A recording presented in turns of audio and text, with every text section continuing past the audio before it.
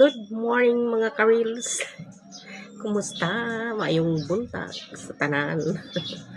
Alam niyo mga ka-reels, may kunting kwento tayo tungkol sa ating pagre-reels.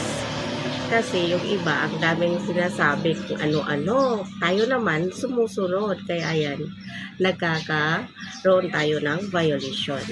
Ang maganda natin gawin mga ka-reels, pag hindi kayo sure sa inyong mga sinesend na mga photos or text post, madalas dyan, di ba nagdidilaw yung iba? Ang maganda dyan, magtanong kayo sa AI. Kasi pag doon kayo magtanong sa mga kapwa or makinig lang kayo sa mga nag-tutorial, ay nako, ilang beses ko ginawa yan dati. Alam mo kasi dati naaalala ko, mga ano na kasi ako mga ka-reels, malapit ako 4 years dito sa pagre-reels mo.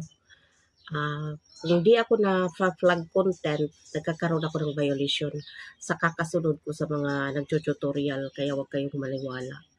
Kaya yung iba dyan, tinatanong nila sa akin din, yung iba kong mga followers. Ang sabi, sis, matagal ka na pala dyan.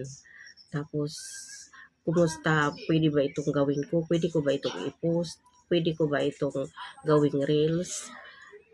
Hindi naman ako sure, kaya sinasabi ko na kung sis manood ka or di ba magtanong ka sa mga AI.